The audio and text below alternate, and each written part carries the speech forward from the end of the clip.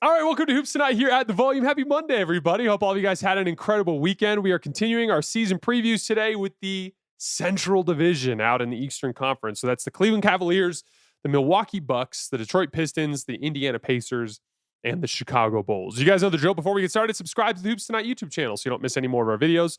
Follow me on Twitter at _JasonLT so you guys don't miss show announcements. Don't forget about our podcast feed, wherever you get your podcasts under Hoops Tonight. It's also super helpful if you leave a rating and a review on that front. Jackson's doing incredible work on our social media feeds on Twitter, Instagram, Facebook, and TikTok. Make sure you guys follow us over there. And last but not least, if you want to get mailbag questions into our mailbags, drop them in our full episodes on YouTube in the YouTube comments, and we will get to them in our mailbags throughout the remainder of the year.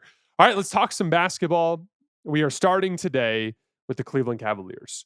Offseason recap, they kind of sort of just decided to run it back, which is a plan that I agree with, but let's dig into it a little bit. They lost Ty Jerome as a free agent to Memphis. They lost Isaac Okoro in a trade for Lonzo Ball and Tristan Thompson. They added Lonzo Ball, who is a very different player than Ty Jerome. Ty Jerome has a higher ceiling, but it doesn't matter if Ty Jerome's going to flame out as spectacularly as he did in the postseason in the Indiana series. Like, the ceiling doesn't matter if you can't get there when it matters, right? So, like, Lonzo's a different type of player, but I think he has a much higher floor. Why? Because he brings competence defensively. He's not the target that Ty Jerome was. He's actually a good defensive playmaker, which I think will help continue to drive the transition opportunities. Like, Cleveland was a top 10 team scoring points off of turnovers last year. I think Lonzo fits well into that identity. And he's a guard who drives pace on offense. He's like a very poor man version of Tyrese Haliburton in his ability to just throw kick-ahead passes and make quick decisions out of action that start advantages. Just a good, like, connective, like rising tide that lifts all boats type of offensive player. And so, again, he's not going to be able to just dissect teams in the clutch the way that Ty Jerome did and hit 4 to 5 floaters in a row at a drop coverage that just rips the heart out of a team. But again, Ty wasn't able to do that when it mattered. What Lonzo brings to the table is something that should translate to the postseason. It's a higher floor option. Larry Nance Jr. is a small ball 5 that I actually really like. He can shoot the ball well. He runs the floor well. You can do some switching on defense. I think he fits Cleveland's basketball identity really well. Thomas Bryant, if you've ever rooted for him, I rooted for him with the Lakers. I've seen him around the rest of the league. He's a really solid offensive big. He's got good hands. He can finish in traffic. He can shoot a little bit, but he's just an incompetent defender, which keeps him from really sticking anywhere in the league at this point. In general, I like the moves. They avoided doing something crazy. I think Cleveland's playoff flameout was mostly just a product of injuries, mainly the turf toe injury to Darius Garland, which we'll talk about more in a minute. So they're basically running it back with a couple of better options at some key positions, right? Like, Isaac Okoro has been expendable really ever since they got Max Strus, especially now with DeAndre Hunter. Like, they didn't need him as much. Ty Jerome was great all season, but he flamed out spectacularly like we talked about. I thought that replacing Ty with Lonzo was a really savvy move.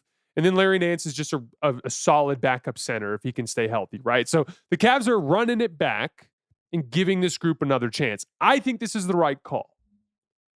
The Cavs kicked a lot of ass in the regular season last year for good reason. They were a good defense that scored well off of turnovers, and they were a transcendently good offense fueled off of the dribble penetration that was created by Darius Garland. He had a turf toe injury. One that was so bad he needed surgery earlier this summer. So, of course, he couldn't move as well as he needed to move in the Pacers series. Of course, that had all sorts of trickle-down effects in the Cavs offense. Like, the same offense that was the only offense in the entire NBA to log an offensive rating over 120 last year in the regular season, they only got 112.6 in the Pacers series. I always talk about how basketball is more art than science. I'm a big believer that even one small shift, if it's in a specific area of vulnerability in your team, it can have devastating effects. Darius Garland's dribble penetration was the initial breaking of the defense. I talk about it all the time. If a guy dusts his man off the dribble and comes screaming down into the lane, the defense overreacts, and you get these really clean kick-out opportunities, which are going to lead to really high-quality shots, either right away or after one or two driving kicks that come off of that. But if you run into some resistance and maybe you probe the paint a little bit, but the drive has been flattened out, the defense isn't going to overreact. They're going to stay within their scheme. Those easy kick out reads aren't there. It's going to be like a more of a shorter closeout, which is going to rely more on those guys to put the ball on the floor to create the next advantage. And all of a sudden, you're not getting those same super high quality threes that you did. So Darius Garland not being the same dribble penetrator that he was in the regular season directly led to the difference in the quality of 3-point shots that Cleveland got in the postseason. Like, Donovan Mitchell is an insanely gifted playoff scorer. But just like I was talking about with Shea on Friday, like, putting up great individual numbers doesn't necessarily add up to great team offense. Darius Garland was the guy responsible for the quality of Cleveland's 3-point shots. This easy stat to demonstrate this. Cleveland generated 15 unguarded catch and shoot jump shots per game in the regular season, per synergy. In the 4 losses to Indiana, they generated just 9. The one game they won, they generated 17. That was what got the engine running for Cleveland. Early dribble penetration off of pace that generated open kickouts. Without Darius at the top of his game, they were never going to get that out of him. So overall, I think Cleveland's front office did a good job of reading the room here. The East is weaker. Your 2 biggest threats have been effectively eliminated in Boston and Indiana. You were the only Eastern Conference team to log a win against Oklahoma City last year. We talked about this on Friday. They went 29-1 against the East, with that one loss being to Cleveland. You match up really well with Denver because of your speed and your ability to attack Jokic in space. If I remember correctly, you guys went 2-1 or 2-0 versus Cleveland last year. You were clearly hampered by injuries when you actually made it to the playoffs last year. You're clearly capable of playing better than you did. And you have that opportunity for internal improvement because Evan Mobley continues to get better and better year by year. So making slight tweaks and running it back was the right strategy, in my opinion. Now, many of you will say, Darius Garland is injury prone. That's just part of the deal. Now, that may or may not be the case, but I still think after reading the room, again, like if everyone was coming back, like if Tyrese and Tatum didn't tear their Achilles, maybe you have to have a tougher conversation, but I think it makes sense to give him one more shot. And then if Darius breaks down this year, then you can start having serious conversations because the track record at that point is too significant. And the East in 2027 will almost certainly bounce back in a huge way, both through the return of Tatum and Haliburton, and also just through the improvement of teams like Orlando and Detroit, things along those lines, right? The Milwaukee Bucks. Offseason recap, they lost Pat Connaughton, Damian Lillard, and Brook Lopez. They added Cole Anthony, Amir Coffey, Gary Harris, and Miles Turner. Everything's got to be graded on a curve here. Did the Bucks successfully pivot into becoming a championship contender? Obviously not. But that was essentially impossible under the circumstances. They did the best they could. First of all, I thought John Horst worked some magic, retaining his current players on favorable deals, like Gary Trent on 2 for $7.5. That's an awesome deal. Bobby Portis, 3 for $43.5.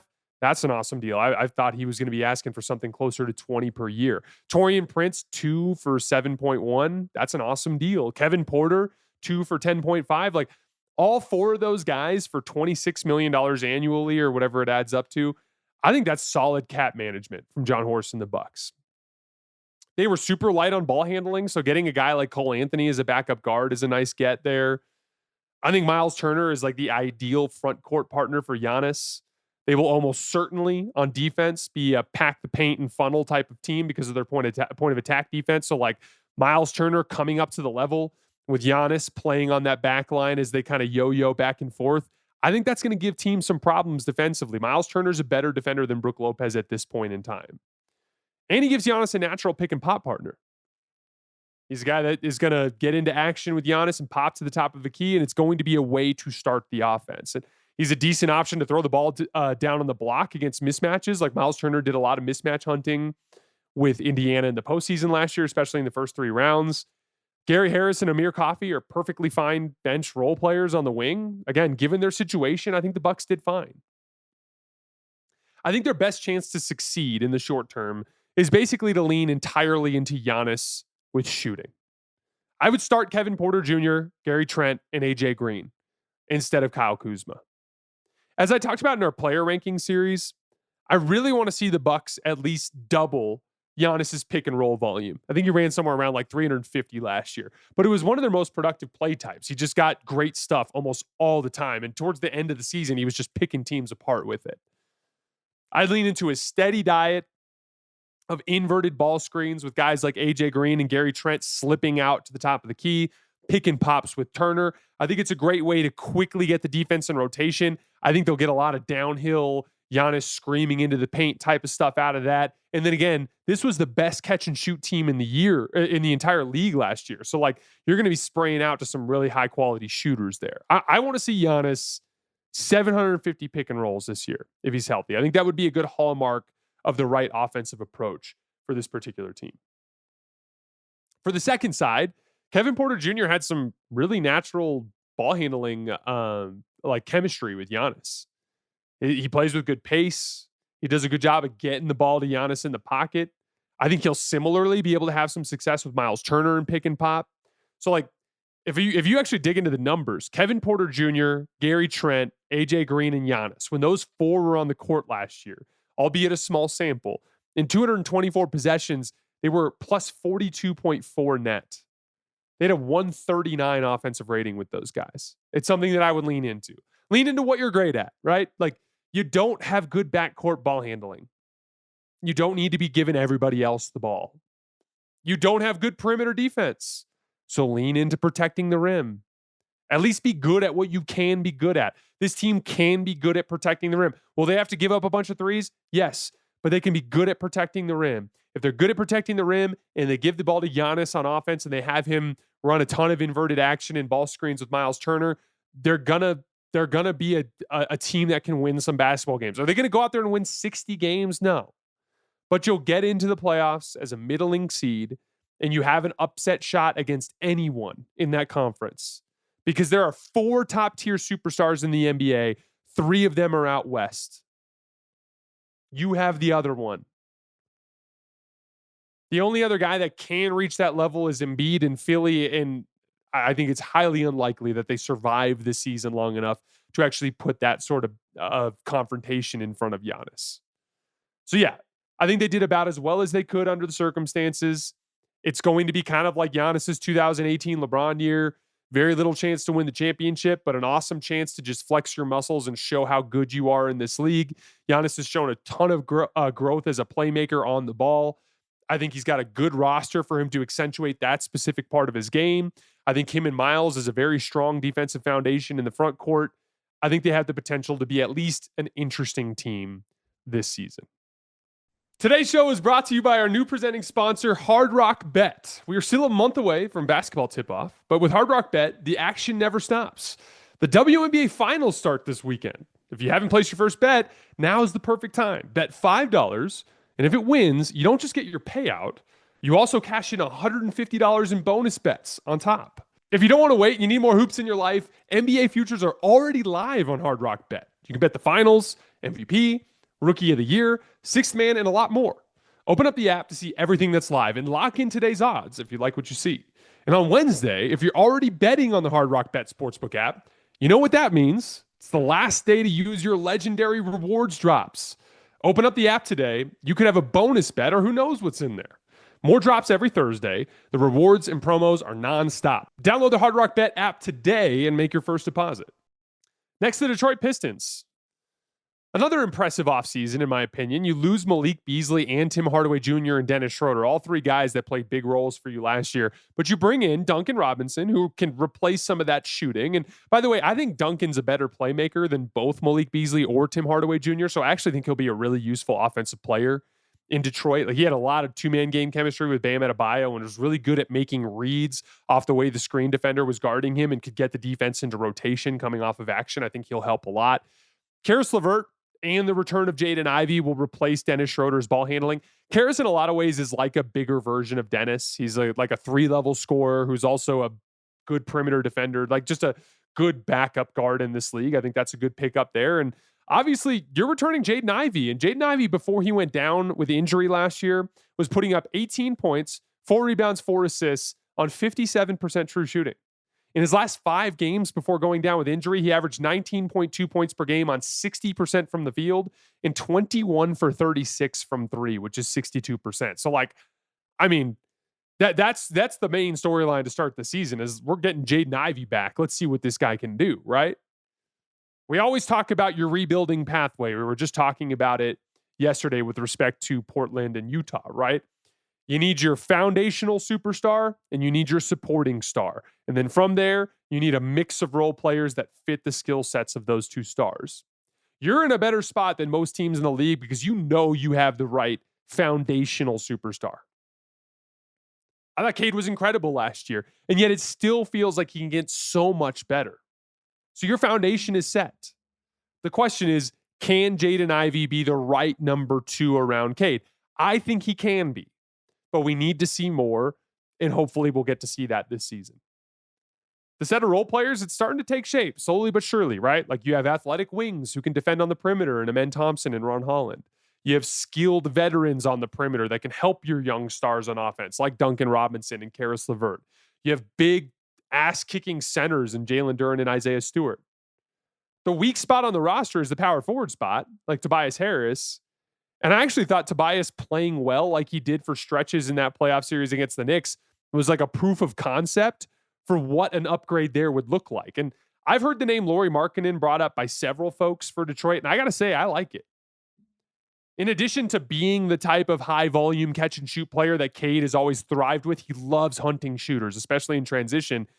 He's just a bigger, better athlete and just a much better all-around player than Tobias Harris. I think it's the kind of move that would kind of accentuate this era and the timeline that Detroit is on as Cade is growing faster than we originally expected him to.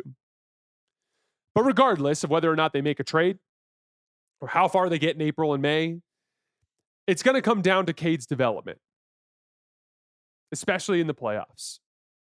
There were several warts that showed in the Knicks series, which I thought overall was an impressive showing from Detroit. Cade averaged 5.3 turnovers, which is too many. He shot 4 for 24 on pull-up threes. His mid-ranges were fine. He was pretty good there. He's 13 for 27. That's 48%. But his inability to hit the pull-up 3 really hurt him in that series. And he was just 42% on layups, 18 for 43. These are all areas that I think he's more than capable of massively improving on as soon as this year and certainly in the coming years. I thought it really showed for the Pistons in crunch time. The Pistons logged a 109 offensive rating in the clutch against Detroit, in large part because of turnovers. They turned the ball over an astonishing 26% of their possessions in the clutch in those 3 clutch losses. It wasn't all Cade, but Cade did have 3 of those turnovers. Now, to be clear, none of this is meant to be an attack on Cade. More just a reason to be optimistic about the future. There's a reason why I always talk about young teams underperforming in the playoffs. There's a reason why Oklahoma City got pushed to 7 twice by 2 inferior teams when they were a 68-win team in a stacked conference. There's a reason why Cade wasn't as good in that playoff series as he was in the regular season. The playoffs present different challenges. Coaching staffs get to spend weeks figuring out how to make you uncomfortable. The defenders get to guard you so many times over the course of weeks that they become familiar with your moves and they get better at guarding you. The pressure and the stakes are different than what they used to be. So for veteran teams, they've been through it a ton. They've addressed their weaknesses. They've added variety to their games to make them harder to guard if a defender sees them for 2 weeks straight. And they've learned how to be more collected under pressure. So I'm not judging the Pistons. I thought they were overall very impressive in that first run. But it showed the specific things that Cade needed to get better at. And I expect him to start getting better at those things this season. Maybe the ideal trade for a guy like Markkanen will pop up. And that can accelerate the timeline a little bit. But if not, this year just represents another opportunity for Cade to become a better basketball player. And for the Pistons to learn if Jaden Ivey is their secondary star, right? To learn what tweaks need to be made in the roster for the future when they need to make deeper playoff runs down the line. All right, we're going to go quicker on these last 2. The Indiana Pacers, they lost Thomas Bryant and Miles Turner and effectively Tyrese Haliburton for the whole season with an Achilles tear. They added James Huff, who I think is a solid rotational center. He can really shoot the ball and he's got good size at the rim. James Wiseman, who obviously was a very talented lottery pick, but he struggled throughout his career to reach that upside, but he does have upside. He's coming back from an Achilles tear as well, though. It's worth mentioning. I was listening to Rick Carlisle on the Zach Lowe podcast while I was working out the other day, and he did a nice job kind of breaking down the strategy to start next year. Ben Matherin's going to start, which I think is great. They're going to give him a ton of touches, and they're going to see how he's developing at this phase in his career. I thought he showed some real pop in the postseason. He's an apex athlete who can get to his spots and can get to the rim. There's real value there. He's also a fiery competitor. It probably needs to be reined in a little bit, but you'd much rather have a guy like that you need to rein in a little bit than a guy that doesn't like to fight and that you're begging to fight and he doesn't want to fight, right? So, I think it's a great opportunity for Ben Mathurin. Rick said he's likely going to go center by committee. They have 4 of them: Isaiah Jackson, Tony Bradley, James Wiseman, and James Huff. We'll see. I would imagine we'll see all of them at various points in the season. He specifically mentioned the 2014 Dallas Mavericks as kind of an example of a 3-center rotation that he used for an entire year. He talks about how Andrew Nembhard and Nembhard's going to be his primary initiator throughout the season, but he's also going to be the primary guy to guard the opposing best perimeter player, which is obviously a lot to ask, but it speaks very highly of Andrew Nembhard. I don't think the Pacers are going to win a playoff series this year or make any real noise, but I do have way too much respect for Rick Carlisle and for the guys in that locker room, how hard they play, the overall basketball culture of the team, to think that they won't be a pain in the ass and probably find a way to make the playoffs anyway. They're probably still going to pick up full court.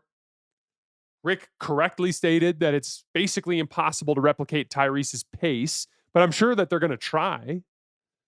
Nembhard, Nesmith, and Siakam are all still really good players. And the East isn't exactly full of awesome teams, right? So I think it's absolutely possible that the Pacers will win some games, be a pain in the ass. And if we see them playing in April in a playoff series, I wouldn't be the least bit surprised. Lastly today, the Chicago Bulls. Quick offseason recap. They lost Lonzo Ball and Talen Horton-Tucker. They added Noah Senge in the lottery, basically a super raw, a high upside wing type of prospect. Isaac Okoro is basically a DN3 wing. You Bulls fans have had plenty of experience with that type of player over the years. They were feisty to end last season. They went 15-5 down the stretch. That was the 5th best record in the league from March 6th on. They were top 10 in both offense and defense in that span. Their schedule was kind of weak, but there was also a handful of really nice wins in there. Like they beat the Lakers twice. They beat the Pacers. They beat the Denver Nuggets. Coby White and Josh Giddey hit a really nice level offensively. Coby averaged an efficient 26 points per game in that span. Josh Giddey basically averaged a 21-point triple-double in that span. And they had an insane stretch of clutch shooting. They hit 55% of their clutch threes in that span of games, which is by far the best in the league. And they even hit a half-court buzzer beater against my Lakers in this wild finish of a game, one of LeBron's worst moments in the regular season in his career. It was a fun stretch. But I don't expect the Bulls to be like hosting a home court playoff series this year or anything like that. Let's just put it that way. And it kind of feels like they're a team headed towards a lot of turnover either this year or next. They extended Josh Giddey, and I think Josh is good. I think he's a nice shot creator. He's really good to end last season. But I think he's basically incapable of being good enough at what he does to build your team around. Like his primary trait is shot creation, and I just don't think he's nearly as good at it as the best players in the league. And so it's tough. There's a place in the league for guys like this, but I just, if he's on your team and he's making 25+ million, I just think that handcuffs you to a certain extent. They have Patrick Williams locked up.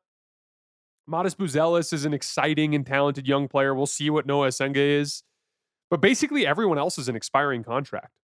Coby White will be unrestricted next summer.